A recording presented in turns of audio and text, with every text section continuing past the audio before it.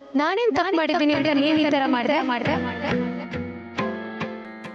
ನನ್ನ ಒಳಗಿನ ಪ್ರಶ್ನೆಗಳೇ ಹಾಗೆ ಅವುಗಳಿಗೆ ಉತ್ತರ ಇಲ್ಲ.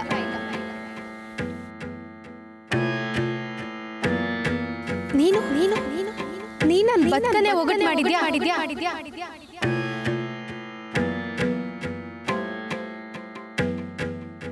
ಅದಕ್ಕೆ ಕಾರಣ ಮೆರಿತಾ ಇರೋ ನಿನ್ನ ಸುಪೀರಿಯಾರಿಟಿ ಕಾಂಪ್ಲೆಕ್ಸ್. ಸರಿ ಮಾಡಕ್ಕಾಗದೇ ಇರೋ ಅಷ್ಟು ಕೆಡಿಸಿದ್ಯಲ್ಲೇ. ನಾನು ಹಾವ್ರಾಣಿ ನನ್ನ ತಂಟೆಗೆ ಬಂದ್ರೆ ವಿಷಕಾರಿ ಸರಿ ಹೋಗ್ತೀಯ.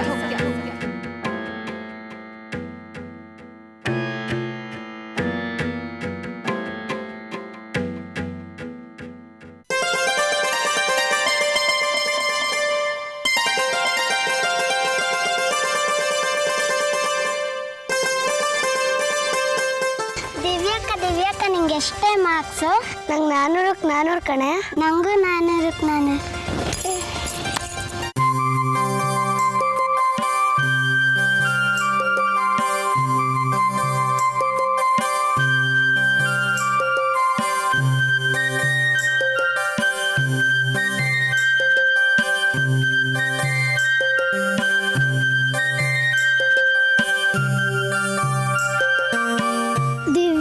ದಿವ್ಯಾಕ್ಕ ನಂಗೆ 400ಕ್ಕೆ 400. ನಿಂಗೆಷ್ಟೇ?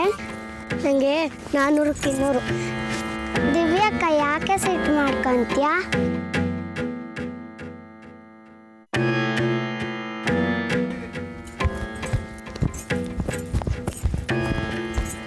ದಿವ್ಯಾಕ್ಕ ನಂಗೆ ಚರ್ಚಸ್ ಬರ್ತಾರೆ ಫಸ್ಟ್ ಪ್ರೈಸು. ಕಂಗ್ರಾಟ್ಸ್. ಥ್ಯಾಂಕ್ಸ್. ಅದಕ್ಕೆ ನಾನೇನು ಮಾಡಬೇಕೆ?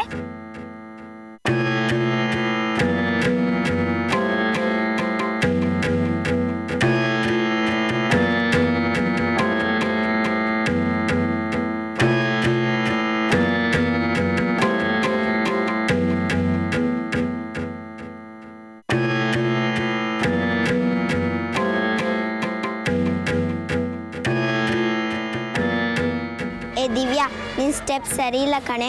ಕಾವ್ಯ ಮಾಡ್ತಿರೋದು ಸರಿ ಇದೆ. ನೀವಿಬ್ರೇ ಮಾಡ್ಕೊಳ್ರಿ, ನಾನು ಬರಲ್ಲ.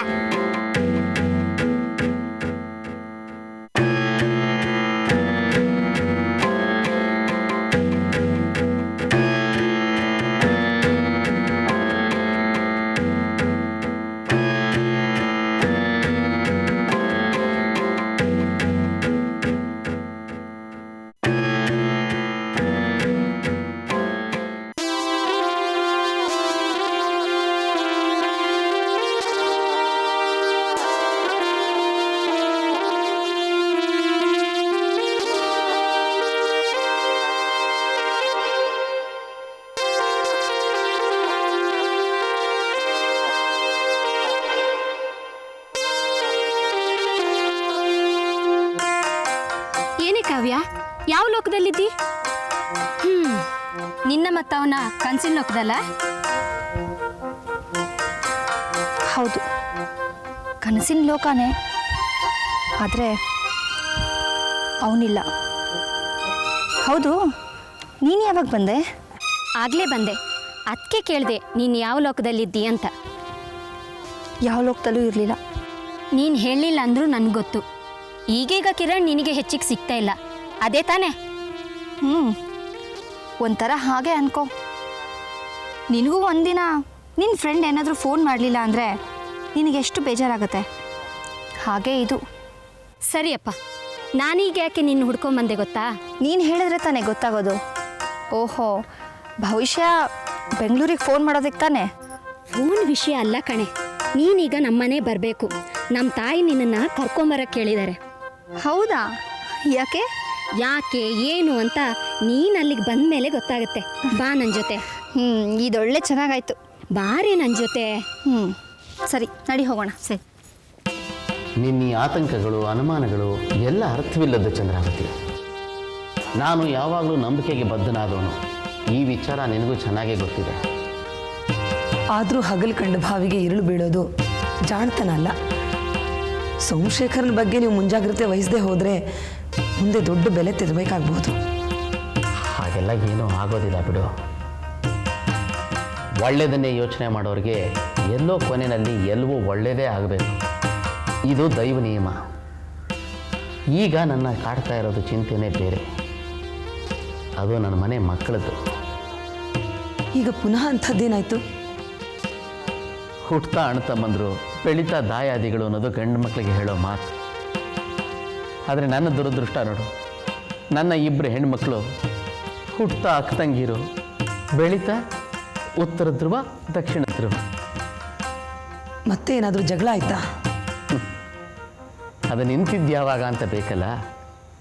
ಈಗ ದಿವ್ಯಾ ತನ್ನ ವಧು ಪರೀಕ್ಷೆ ನಿಶ್ಚಿತಾರ್ಥಕ್ಕೆ ಕಾವ್ಯ ಬರಬಾರ್ದು ಅಂತ ಪಟ್ಟು ಹಿಡಿದು ಕೂತಿದ್ದಾಳೆ. ಅವ್ಳಿಗೇನಾಗಿದೆ? ಯಾಕೆ ಈ ರೀತಿ ಮಾಡ್ತಾಳೆ? ಈ ಪ್ರಶ್ನೆ ನಾನು ಯಾರ ಹತ್ರ ಕೇಳಲಿ ಚಂದ್ರಾವತಿ?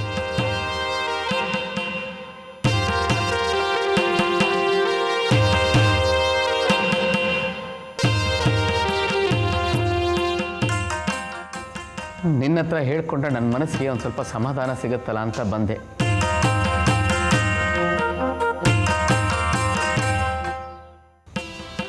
ದಿವ್ಯಾ ಯಾಕೆ ಹೀಗೆ ಮಾಡ್ತಾ ಇದ್ದಾಳೆ? ನೀವೇನು ಮನಸ್ಸಿಗೆ ಹಚ್ಕೋಬೇಡಿ. ಬೇರೆಯವರಿಗೆ ಧೈರ್ಯ ತುಂಬಿ ಅವರಿಗೆ ಬದುಕೋ ಭರವಸೆ ಕೊಡ್ತಾ ಇರೋರು ನೀವು. ನೀವೇ ಹೀಗೆ ಅಧೀರಾದರೆ ಹೇಗೆ? ನಿಜ. ಆದರೆ ಇದೆಲ್ಲ ಇನ್ನೊಬ್ಬರಿಗೆ ಬೋಧನೆ ಮಾಡೋದು ಬಹಳ ಸುಲಭ.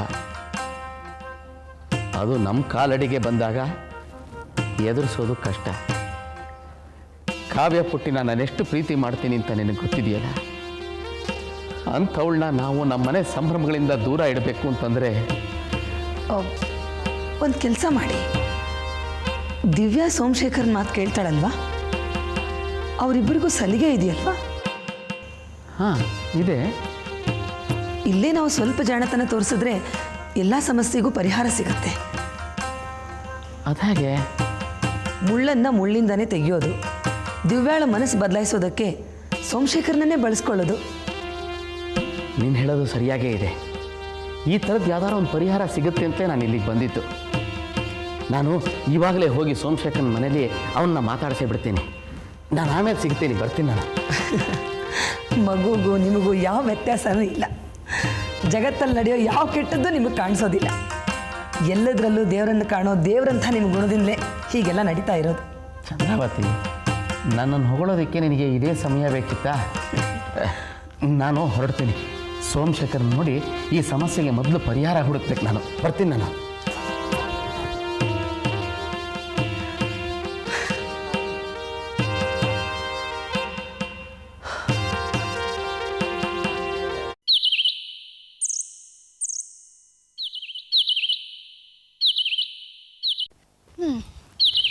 ಎಲ್ಲೋ ಇರೋ ಗೆಳೆಯನ್ನ ಇಲ್ಲಿ ಕೂತ್ಕೊಂಡು ಡ್ಯಾನ್ಸೋದು ಒಂದು ಮಧುರ ಯಾತ್ರೆ ಅಲ್ವೇನೆ?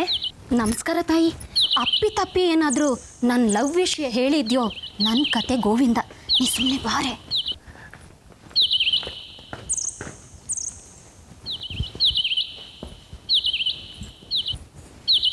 ಅಮ್ಮ ಬಾರೆ, ಕುತ್ಕೋ ಬಾ. ಕುತ್ಕೋ.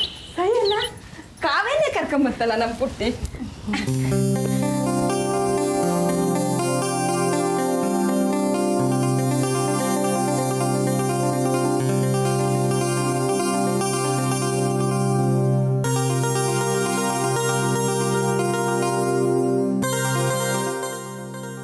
ಕಾವ್ಯ, ಬನ್ನಿ ಬನ್ನಿ ಬನ್ನಿ ಬನ್ನಿ. ಹಾಂ, ನಿಮ್ಮ ಅಪ್ಪ ಹೆಂಗದಾರೆ? ಅವ್ರಿಗೇನು ಹಾಲತ್ ಕೊಡ್ರೆ ಗಡತ್ತಾಗಿದ್ದಾರೆ. ಅಷ್ಟಿದ್ರೆ ಸಾಕಪ್ಪ. ಮನುಷ್ಯ ತುಂಬ ಸಂಕೋಚ ಸ್ವಭಾವದವರು. ಒಬ್ರಿಗೆ ಒಂದು ಮಾತಾಡಿ ನೋಯಿಸ್ತವ್ರಲ್ಲ, ಗೋವನಂತ ಜನ. ಅವ್ರ ವ್ಯಕ್ತಿತ್ವನೇ ಹಾಗೆ. ಅಮ್ಮ, ನನ್ನ ಯಾಕೆ ಕರ್ಸಿದ್ರಿ? ಎಂಥದ್ದು ಇಲ್ವೇ, ಒಂದು ಸತ್ಯನಾರಾಯಣ ವ್ರತ ಮಾಡಿಸಿದ್ವಿ ಸಣ್ಣಗೆ. ಯಾರಾದರೂ ಬ್ರಾಹ್ಮಣ ಕನ್ಯೆಗೆ ಬಾಗ್ನ ಕೊಡಿ ಅಂತ ನಮ್ಮ ಪುರೋಹಿತರು ಹೇಳಿದರು. ದಯವಿಟ್ಟು ಕ್ಷಮಿಸಿ, ನನಗಿದೆಲ್ಲ ಆಗೋದಿಲ್ಲ. ನನಗಿಂಥ ವಿಚಾರಗಳಲ್ಲಿ ತುಂಬ ಮುಜುಗರ ಅನಿಸುತ್ತೆ. ಹಂಗಂದ್ರೆ ಹಂಗೆ, ನೀವು ತಗೊಳ್ಳ ಅಂದ್ರೆ ನಮಗೆ ಬೇಜಾರಾಗ್ತದೆ. ತುಂಬಮ್ಮ ನೀ ಕೊಡ. ಶಾಲಿನಿ, ಯಾಕೆ ನನಗೆ ಈ ವಿಚಾರ ಮುಂಚೆನೇ ತಿಳಿಸ್ಲಿಲ್ಲ? ಇದೆಲ್ಲ ಗೊತ್ತಾದರೆ ಮನೇಲಿ ತುಂಬ ಬೈತಾರೆ. ತಿಳಿಸಿದ್ರೆ ನೀನೆಲ್ಲಿ ಬರ್ತಿದ್ದೆ? ಪ್ಲೀಸ್ ತಗೊಳ್ಳೆ. ಬಾಗಿನ ಕೊಟ್ಟರೆ ಪುಣ್ಯ ಜಾಸ್ತಿ ಆಗುತ್ತೆ.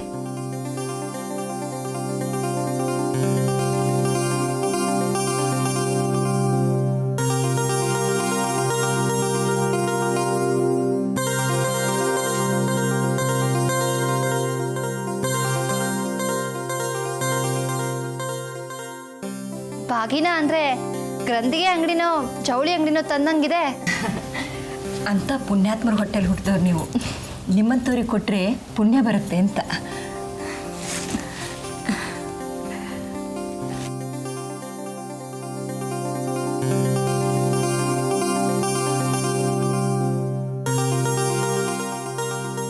ನಮ್ಮ ಶಾಲಿನಿ ಅಂತೂ ನಿಮಗೆ ಕಂಡಬಟ್ಟೆ ತೊಂದರೆ ಕೊಡ್ತಾಳೇನ. ರಾತ್ರಿ ಮನೆಗೆ ಬಂದ್ರೆ ಸಾಕು ನಿಮ್ಮದೇ ಗುಣಗಾನ. ಕಾವ್ಯ ಹಂಗೆ ಕಾವ್ಯ ಹಿಂಗೆ ಅಂತ ನಿಮ್ಮನ್ನು ಹೊಗಳುದೇ ಹೊಗಳುದು. ಬಿಳಿ ಬಣ್ಣನ ಬಿಳಿ ಅಂದೆ ಕಪ್ಪನ್ನಕ್ಕಾಗತ್ತಾಪಯ್ಯ. ನಾನಿನ್ನೂ ಇಲ್ಲೇ ಇದ್ದರೆ ಅಷ್ಟೇ ಕತೆ. ನನ್ನನ್ನು ಲೋಕ ಪರಮೇಶ್ವರಿ ಮಹಾಮಾತೆ ಅಂತ ಕರಿತೀರೇನೋ. ನಾನಿನ್ನು ಬರ್ತೀನಿ. ನೀವುಗಳು ನನ್ನ ಮೇಲೆ ಇಟ್ಟಿರೋ ವಿಶ್ವಾಸಕ್ಕೆ ನಾನು ಋಣಿಯಾಗಿರ್ತೀನಿ. ಯಾರಿಂದನಾದರೂ ಪ್ರೀತಿ ಗೌರವ ಪಡಿಬೇಕು ಅಂದರೆ ತುಂಬ ಪುಣ್ಯ ಮಾಡಿರಬೇಕು.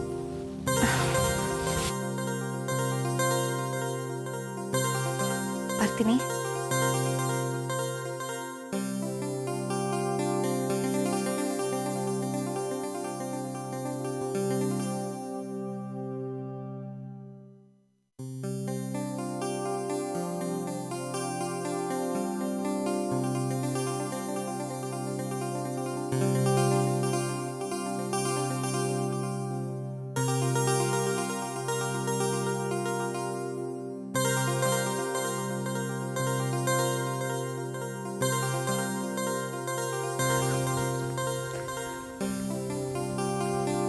ನಾನೀಗ ಇದೊಂಥರ ವಿಚಿತ್ರವಾದ ಸನ್ನಿವೇಶದಲ್ಲಿದ್ದೀನಿ. ಅಲ್ಲಿ ಅಕ್ಕನ ಮದುವೆ ನಿಶ್ಚಿತಾರ್ಥದಲ್ಲಿ ಹೊಸ ಸೀರೆ ಪಡೆದು ಕನ್ನಡಿ ಕಳಶ ಹಿಡಿಬೇಕಾದ ನಾನು ಇನ್ಯಾರ್ದೋ ಮನೇಲಿ ಭಾಗನ ತಗೋತಾ ಇದ್ದೀನಿ. ಇದಪ್ಪ ವಿಚಿತ್ರ ಅಂದರೆ. ಬಂದಿದ್ದೆಲ್ಲ ಬರಲಿ, ಗೋವಿಂದನ ದಯ ಇರಲಿ.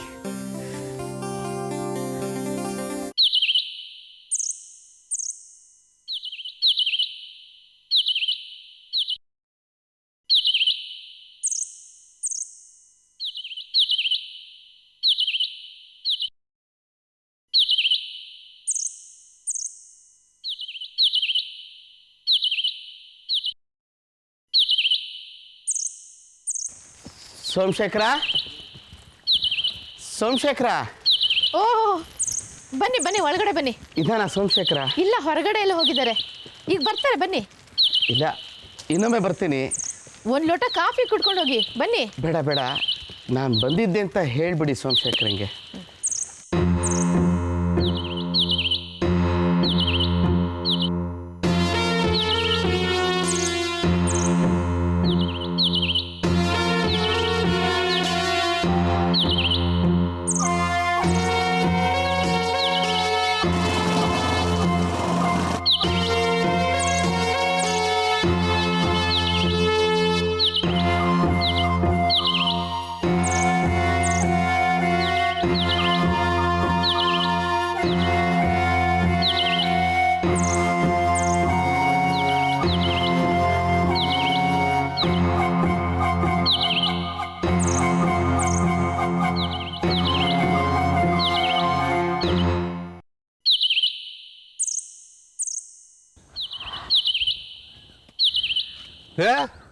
ಕುಲಫಂದುವ ಏನಯ್ಯ? ನಿನ್ನನ್ನು ಹುಡುಕೊಂಡು ಮನೆ ತನಕ ಹೋಗಿದ್ದೆ. ಮನೇಲಿ ನೀನಿಲ್ಲ ಅಂದಾಗ ನನಗೆ ಎಷ್ಟು ಗಾಬರಿ ಆಗ್ಬಿಡ್ತು ಗೊತ್ತಾ?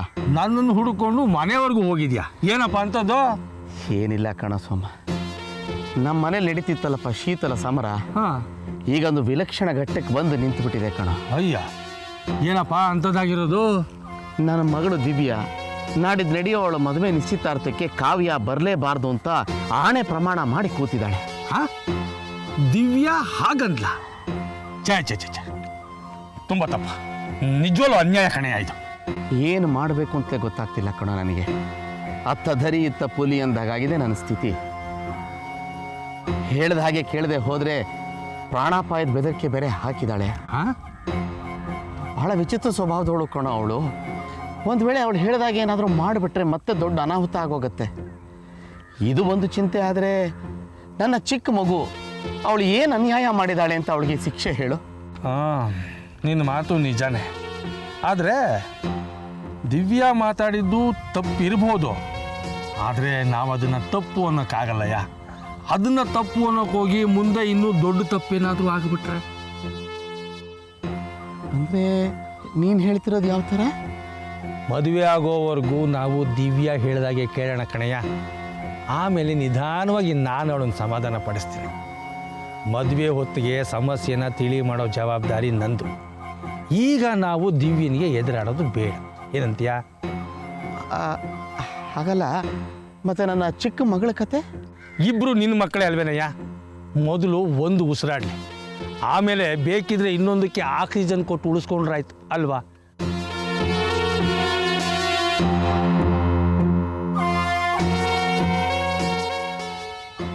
ಹೌದು ಕಣ, ನೀನು ಹೇಳೋದು ಸರಿಯಾಗೇ ಇದೆ. ಈಗ ನನಗೆ ಒಂದು ದೊಡ್ಡ ಅವಕಾಶ ಸಿಕ್ಕಿದೆ. ದಿವ್ಯನ ಮದುವೆ ಆಗದೆ ಹೋಗ್ಬಿಟ್ರೆ ಆಮೇಲೆ ಇನ್ನೂ ಹೆಚ್ಚು ಸಮಸ್ಯೆಗಳನ್ನ ಎದುರಿಸ್ಬೇಕಾಗಿ ಬಂದ್ಬಿಡತ್ತೆ ನಾನು. ಅದಕ್ಕೆ ನಾನು ಹೇಳೋದೇನು ಅಂದರೆ, ಸಮಸ್ಯೆನ ಸಮಾಧಾನವಾಗಿ ಬಗೆಹರಿಸ್ಕೋಬೇಕು. ತಣ್ಣೀರನ್ನು ತಣಿಸ್ ಕುಡಿಬೇಕು, ಅದು ನಿನಗೂ ಗೊತ್ತೇ ಇದೆ ಅಲ್ವಾ? ಈಗ ಅಂತಿಮವಾಗಿ ನೀ ಏನು ಹೇಳ್ತೀಯ? ಈಗ ದಿವ್ಯಾ ಇಷ್ಟ ನೆರವೇರಲಿ, ಕಾವ್ಯ ನಿಶ್ಚಿತಾರ್ಥಕ್ಕೆ ಬರೋದು ಬೇಡ. ಅಯ್ಯೋ, ಆಮೇಲೆ ನಾನು ದಿವ್ಯನ ಹತ್ರ ಮಾತಾಡಿ ಎಲ್ಲ ಸರಿಪಡಿಸ್ತೀನಿ. ಕುಲಬಾಂಧವ, ಈ ದುಃಖನ ಮರೆತು ಸಂತೋಷವಾಗಿ ಗಮಕ ಹೇಳ್ಕೊಂಡಿರು. ನಾನಿರೋವಾಗ ನಿನಗೆ ಯಾಕಯ್ಯ ಚಿಂತೆ? ನೋಡು, ಅದಕ್ಕೆ ಕಣ ನಾನು ನಿನ್ನನ್ನು ಹುಡ್ಕೊಂಡು ಬಂದಿದ್ದು. ಈ ಮಾತು ಹೇಳಿದೆ ನೋಡು, ನನಗೀಗೊಂದು ಸ್ವಲ್ಪ ಧೈರ್ಯ ಬಂತು ಕಣ. ಸರಿ, ನಾನಿನ್ನು ಬರಲೇ? ಮನೆಯವ್ರಿಗೂ ಬಂದಿದ್ದೆ, ನಡಿ ಕಾಫಿ ಕುಡಿದು. ಬೇಡ ಬೇಡ ಬೇಡ, ಮನೆ ಪರಿಸ್ಥಿತಿ ಹೀಗಿರ್ಬೇಕಾದ್ರೆ ನಾನು ಕೂತ್ಕೊಂಡು ಕಾಫಿ ಕುಡಿಯೋಕ್ಕಾಗತ್ತಾ? ಇನ್ನೊಂದು ಸಲ ಬರ್ತೀನಿ ಕಣ, ಬರ್ತೀನಿ. ಹಾಂ, ಸರಿ.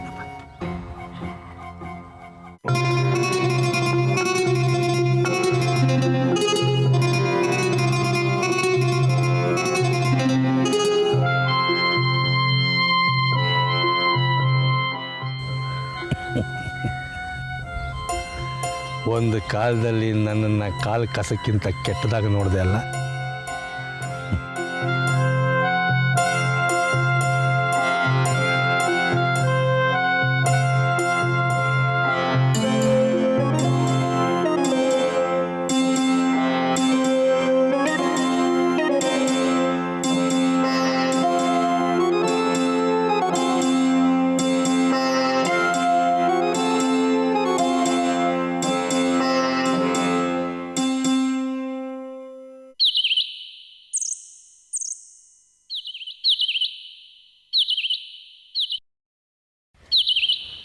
ರೀ, ಈಗ ತಾನೇ ಸದಾಶಿವನವ್ರು ಬಂದು ಹೋದ್ರಲ್ರಿ? ಸಿಕ್ಕಿದ್ದ ಕಣೆ ಎದುರುಗಡೆ. ಪಾತಕಿ ಮನೆ ಹಾಳ ಅಂತ ನನ್ನನ್ನು ದೂರ ಇಟ್ಟಿದ್ದ. ಈಗ ನೋಡು, ಹ್ಯಾಲಿ ಧೂಮಕೇತು ಅರಬ್ಬಿ ಸಮುದ್ರಕ್ಕೆ ಬೀಳೋ ಹಾಗೆ ನನ್ನ ಮನೆ ಬಾಗಿಲಿಗೆ ಬಂದು ಬಿದ್ದಿದ್ದಾನೆ. ಆದರೂ ಆ ಕಾವ್ಯನ ಮೇಲೆ ಎಷ್ಟು ಪ್ರೀತಿ ರೀ ಅವರಿಗೆ. ಹ್ಞೂ ಕಣೆ, ಆ ಪಕ್ಷಿಪಾತ ಧೋರಣೆ, ಆ ಪ್ರೀತಿ ಫಲಾನೇ ಅವ್ರ ಮನೆಯಲ್ಲಿ ನಿತ್ಯ ಕಲಹ ಉಂಟಾಗ್ತಿರೋದು. ಈ ಆಂತರಿಕ ಯುದ್ಧ ಇದೆಯಲ್ಲ, ಅದು ಒಂದು ರೀತಿ ಬೆಂಕಿ ಇದ್ದ ಹಾಗೆ. ನನಗೂ ಒಂದು ರೀತಿ ಚಟ ಅಲ್ವೇ, ಅವ್ರ ಮನೇನ ಸರ್ವನಾಶ ಮಾಡಬೇಕು ಅಂತ. ಅದಕ್ಕೆ ಆ ಬೆಂಕಿನಲ್ಲಿ ನಾನು ಮೈ ಕಾಯಿಸ್ಕೊತಾ ಇದ್ದೀನಿ. ಕಾಯಿಸ್ಕೊಳ್ಳಿ, ಸುಟ್ಟು ಹೋಗ್ಬಿಟ್ಟಾತು, ಎಚ್ಚರ ಇರಲಿ. ಇದು ಸುಡಿಸ್ಕೋ ಅಂತ ಕೈಯೆಲ್ಲ ಕಣೆ, ವಜ್ರ ಮುಷ್ಟಿ. ಪಟ್ಟು ಹಾಕ್ತೀನಿ, ಪಟ್ಟು ಸಡಿಲಿಸಲ್ಲ. ನಡಿ.